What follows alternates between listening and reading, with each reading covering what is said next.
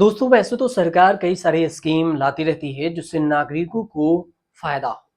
सरकार देश भर के नागरिकों के लिए बहुत सारी योजनाएं चलाती है जिसमें अलग-अलग तरह की जो जानकारी है और अलग-अलग तबकों के लिए अलग-अलग तरह की योजनाएं होती है। कुछ योजनाओं की जानकारी आप तक पहुंचती है और कुछ की नहीं पहुंचती। लोगों को जैसे कि नौकरी करते वक्त अपने रिटायरमेंट की चिंता होती है, इसके लिए भी पहले से ही काफी फंड इकट्ठा करते हैं और इसके लिए अलग-अलग योजनाओं में निवेश भी करते हैं। भारत सरकार ने लोगों को हितों को देखते हुए अपने पेंशन की व्यवस्था करने के लिए एनपीएस योजना अब शुरू की है। ये एनपीएस योजना क्या है, लेकिन इससे बताऊंगा आपको इस वीडियो में। लेकिन अब सरकार ने इस स्कीम के एक और प्रारूप को 1 साल बजट में ऐलान किया है। इसका नाम एनपीएस वात्सल्य योजना है, जो बच्चों के लिए है। ऐसे स्कीम में बच्चों के नाम पर खाता खोला जा सकता है और निवेश किया जा सकता है। आपको इसके बारे में पूरी जानकारी बताते हैं कि कैसे खाता खोला जाएगा एनपीएस वात्सल्य योजना में कितना लाभ होगा, कितना आपको रिटर्न मिलेगा, किस तरह से खाता खोलेंगे। एनपीएस वात्सल्य योजना बच्चों को भविष्य में सेविंग को लेकर जागरूक करने के लिए और उनके भविष्य को सुरक्षित करने के लिए लाई गई। इस योजना में बच्चों के नाम पर वात्सल्य खाता खोला जा सकता है, जो कि मैच्योर होने के बाद एनपीएस अकाउंट में अपने आप बदल जाएगा। किसी भी बच्चों के लिए माता पिता बैंक या पोस्ट ऑफिस जाकर फिर ऑनलाइन अपने बच्चों का अकाउंट एनपीएस वात्सल्य अकाउंट खुलवा सकते हैं और इसमें उन्हें इन्वेस्ट कर सकते हैं वो अपने बच्चों के लिए, जिसमें इन्वेस्टमेंट की मिनिमम राशि सिर्फ 1,000 रुपये है। रोजाना में पैसे जमा करने पर कंपाउंड इंटरेस्ट मिलता है, जिसमें बच्चों के भविष्य के लिए अच्छा खाता फंड इकट्ठा हो सकता है। और जब बच्चा 18 साल का हो जाता है तो यह खाता ऑटोमेटिक ही एनपीएस खाते में तब्दील हो जाएगा। इतने अब पैसा कितनी बार निकाल सकते हैं, इससे ये भी समझिए। अगर आप इन्वेस्टमेंट करने के बाद जरूरत पड़े तो आप पैसे निकाल भी सकते हैं, लेकिन कितनी बार? योजना के नियमों के मुताबिक इसमें 3 साल तक लॉक इन पीरियड होता है, मतलब 3 साल तक आप पैसा नहीं निकाल सकते। इसके बाद आप पढ़ाई के लिए या फिर किसी बीमारी के लिए, इलाज के लिए या किसी विकलांगता दिव्यांगता के सिचुएशन में 25% तक जो जमा राशि है वो निकाल सकते हैं, लेकिन आप सिर्फ 3 बार ही पैसे निकाल सकते हैं। अगर स्कीम में आपका निवेश 2.5 लाख रुपए से ज्यादा है तो फिर आप 20% तक रकम निकाल सकते हैं।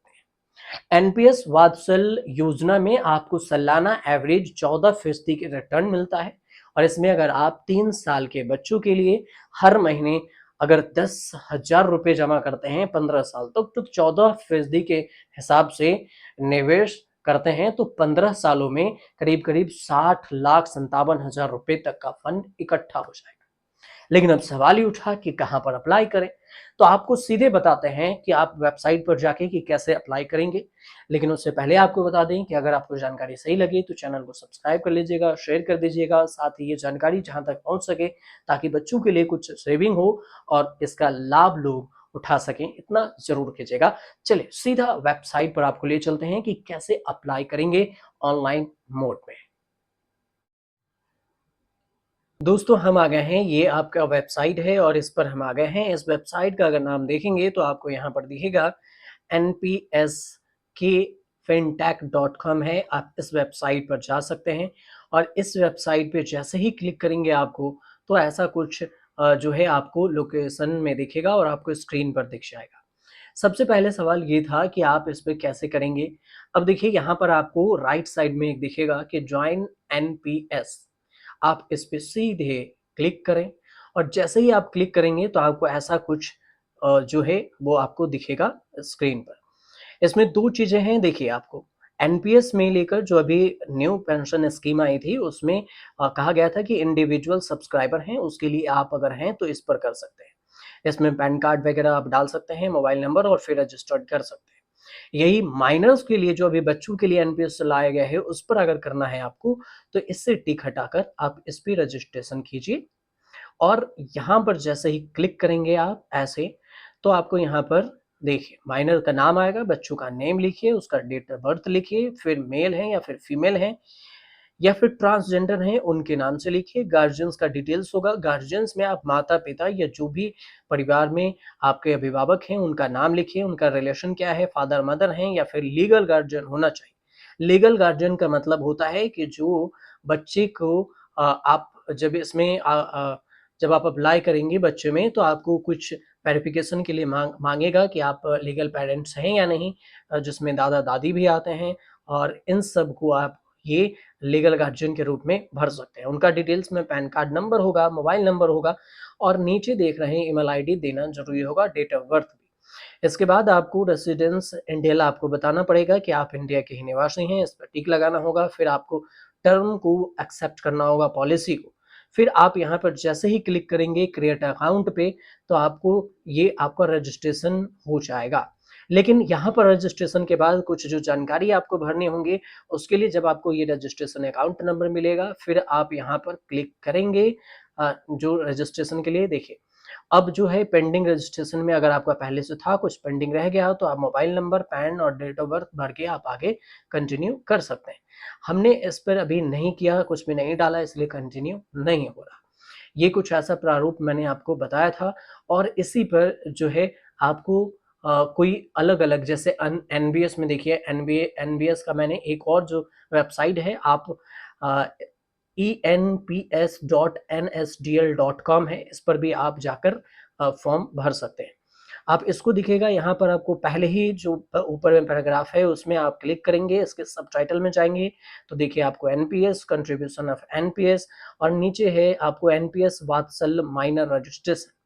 इस पे जैसे ही क्लिक करेंगे तो आपको इतने सारे डिटेल्स खुलकर आ जाएगी और इस तरह आप यहाँ पर रजिस्टर्ड नाउ कीजिए और अगर पहले से रजिस्टर्ड है तो कंटिन्यू कीजिए। कुछ डिटेल्स आधार कार्ड वगैरह आपको आईडी वगैरह और अकाउंट नंबर डालने होंगे और फिर जाके आप कर सकते हैं।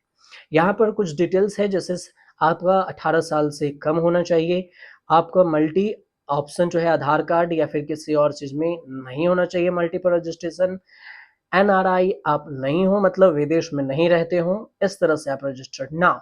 डॉक्यूमेंट्स में देख लेते हैं कि कौन-कौन से डॉक्यूमेंट्स आपको देने होंगे।